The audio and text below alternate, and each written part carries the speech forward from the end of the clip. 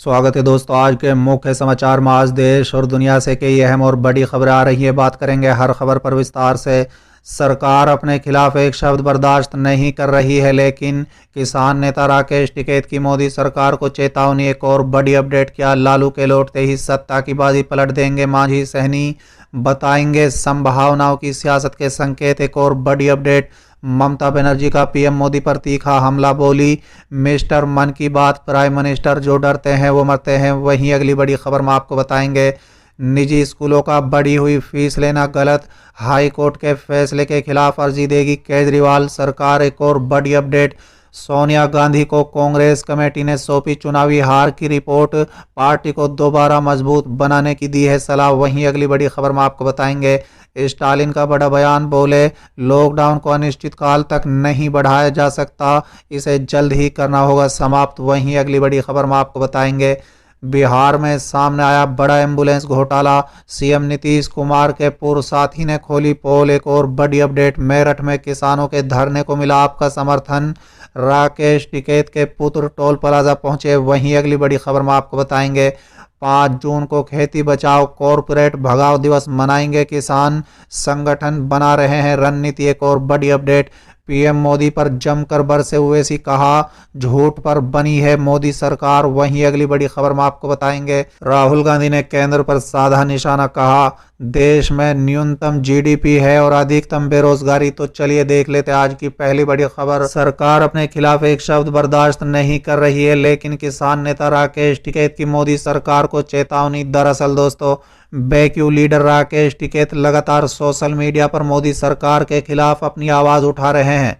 ऐसे में एक और ट्वीट कर राकेश टिकैत ने मोदी सरकार को चेतावनी देते हुए कहा है कि देश की सत्ता अपने खिलाफ एक शब्द बर्दाश्त नहीं कर रही है, लेकिन यही सरकार तीनों कृषि कानूनों को वापस लेगी और एमएसपी पर कानून भी बनाएगी। दोस्तों बता दें, इससे पहले राकेश टिकैत ने एक और पोस्ट किया था जिसमें उन्होंने कहा था कि महंगाई इतनी बढ़ी है, अगर किसी ने सरकार के खिलाफ आवाज उठा दी तो उसको सजा मिलेगी।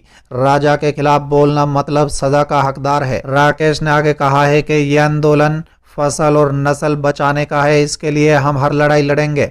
राकेश टिकैत ने आगे कहा है कि कृषि के तीनों काले कानून फांसी का फंदा साबित होंगे किसानों के लिए। जब तक कानून रद्द नहीं होते आंदोलन जारी रहेगा। चलिए अगली खबर, क्या लालू के लौटते ही सत्ता की बाजी पलट देंगे मांझी सहनी? बताएंगे संभावनाओं की सियासत के संकेत। दरअसल दोस्तों, चारा घोटाला के एक मामले में जमानत मिलने के बाद कुछ दिनों पहले ही रजत सुप्रीमो लालू प्रसाद यादव जेल से बाहर आए हैं। फिलहाल तो दिल्ली में है, लेकिन वो भी लगातार नेताओं से फोन संवाद कर रहे हैं। रजत के कई विधायक उनसे मिल रहे हैं। उधर पटना में एनडीए सरकार में शामिल हिंदुस्तानी अवाम मोर्चा और विकासशील इंसान पार्टी के प्रमुख जीतन राम मांझी और मुकेश सहनी की मुलाकात से सियासी हलचल बढ़ गई है। वहीं पटना में सियासत से जुड़े लोग 11 जून का इंतजार बेसब्री से कर रहे हैं। दरअसल 11 जून को लालू का जन्मदिन है और सियासी गलियारों में चर्चा यही है कि वो उसी दिन दिल्ली से पटना आ सकते हैं। जाहिर है ये बिहार की सियासत के लिहाज से बड़ी खबर है, क्योंकि लालू की बिहार वापसी सूबे की सियासत में बड़ी हलचल मचा सकती है। दरअसल इस हलचल की अटकलें इसलिए लगाई जा रही है क्योंकि हाल ही में राष्ट्रीय जनता दल की ओर से लगातार दावा किया जा रहा है कि इस मानसून में एनडीए की नाव बिहार में डूब जाएगी। रजत के प्रवक्ता मृत्युंजय तिवारी ने हाल ही में कहा था कि एनडीए सरकार में मांझी और सहनी की उपेक्षा की जा रही है। चलिए अगली खबर, ममता बनर्जी का पीएम मोदी पर तीखा हमला, बोली मिस्टर मन की बात, प्राइम मिनिस्टर जो डरते हैं वो मरते हैं। दरअसल दोस्तों, पश्चिम बंगाल और केंद्र सरकार के बीच काफी दिन से तनातनी देखने को मिल रही है।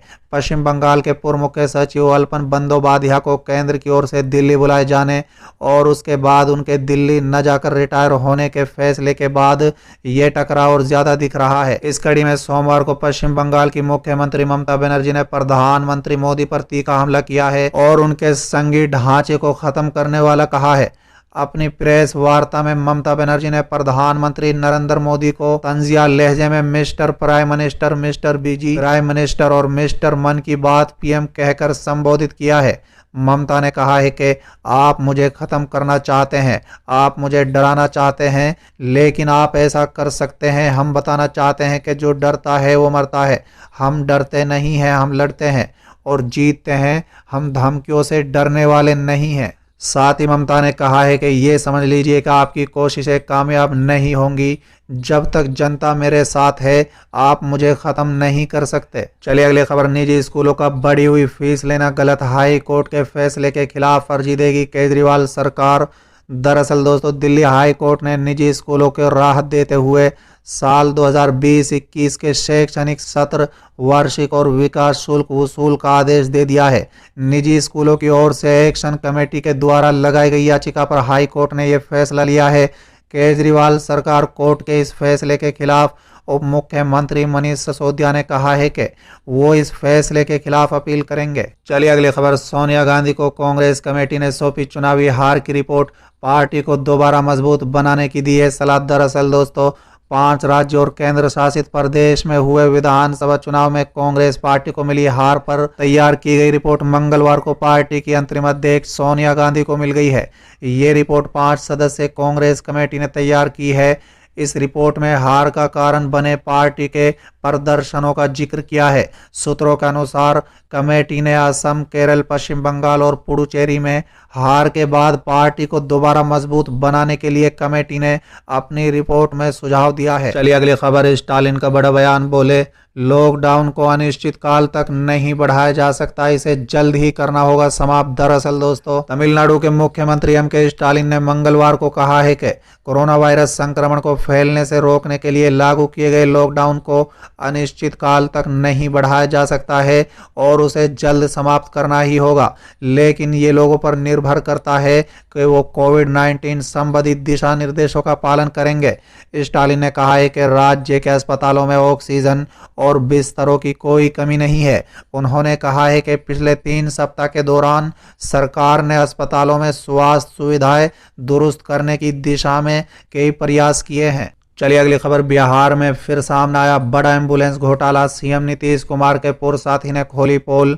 दरअसल दोस्तों, बिहार में फिर बड़ा एम्बुलेंस घोटाला सामने आया है। इस बार मामला सीवान का है। बिहार सरकार के पूर्व मंत्री विक्रम कंवर ने मुख्यमंत्री नीतीश कुमार और निगरानी विभाग के प्रधान सचिव समेत अन्य वरिष्ठ पदाधिकारियों को पत्र लिखकर एम्बुलेंस खरीदारी में पद का दुरुपयोग करते हुए सुनियोजित षड्यंत्र के तहत सरकारी राशि की क्षति करने का आरोप लगाया है। चलिए अगली खबर। मेरठ में किसानों के धरने को मिला आपका समर्थन, राकेश टिकैत के पुत्र टोल प्लाजा पहुंचे। दरअसल दोस्तों, कृषि कानून के विरोध में गाजीपुर बॉर्डर पर भारतीय किसान यूनियन के आंदोलन जारी है। सिवाया टोल पर लगातार 6ठे दिन सोमवार को भी बेमियादी धरना प्रदर्शन जारी रहा।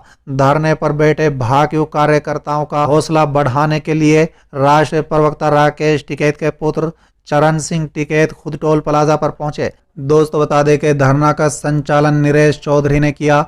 नरेश ने कहा है कि जब तक सरकार कृषि कानून की वापसी और न्यूनतम समर्थन मूल्य पर गारंटी नहीं देती है, आंदोलन जारी रहेगा। धरने का नेतृत्व कर रहे संजय दोरालिया ने बताया है कि आंदोलन को मजबूत करने के लिए आसपास के कई गांवों में किसानों से जनसंपर्क किया जा रहा है। दोस्तों, बता दें आपके जिला अध्यक्ष अंकुश चौधरी के नेतृत्व में कार्यकर्ताओं ने सिवाय टोल पहुंच भाकियों के धरना प्रदर्शन को समर्थन दिया।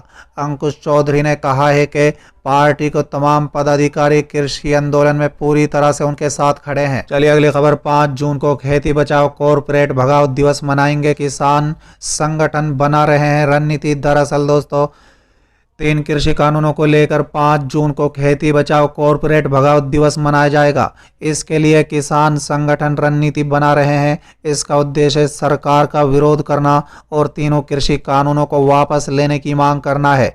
इसी उद्देश्य से 5 जून का दिन चुना गया है। इस दिन गांव-गांव में किसान एकत्रित होकर तीनों कृषि कानूनों की प्रतियां जलाने का निर्णय लेंगे ताकि तीनों कृषि कानून और बिजली संशोधन विधेयक 2020 को अविलंब रद्द करने के लिए सरकार पर दबाव बने। दोस्तों, बता दें इसको लेकर किसान नेता लोगों से भी संपर्क कर रहे हैं ताकि खेती बचाओ कॉरपोरेट भगाओ दिवस कार्यक्रम को सफल बनाया जा सके। इसको लेकर ढांसा बॉर्डर धरने पर भी तैयारी चल रही है। दोस्तों, बता दें 5 जून को ढांसा बॉर्डर पर किसान आंदोलन के समर्थन में चल रहे धरने के दौरान खेती बचाओ कॉरपोरेट भगाओ दिवस मनाया जाएगा। चलिए अगली खबर, पीएम मोदी पर जमकर बरसे ओवैसी, कहा झूठ पर बनी है मोदी सरकार। दरअसल दोस्तों, हैदराबाद से सांसद असदुद्दीन ओवैसी ने अपने ट्विटर हैंडल से प्रधानमंत्री कार्यालय को टैग करते हुए ट्वीट लिखा है, जिसमें ओवैसी ने लिखा है कि झूठ झूठ और झूठ, मोदी सरकार झूठ पर बनी है। प्रधानमंत्री ख्वाब गफलत से बाहर निकलिए, अपने महल से बाहर आकर देखिए कि मुल्क के गरीब की क्या हालत हो गई है। चलिए अगली खबर, राहुल गांधी ने केंद्र पर साधा निशाना, कहा देश में न्यूनतम जीडीपी है और अधिकतम बेरोजगारी। दरअसल दोस्तों, कांग्रेस नेता राहुल गांधी ने देश में ब्लैक फंड्स के मामले पर केंद्र से सवालों के बाद देश की अर्थव्यवस्था पर सवाल उठाया है।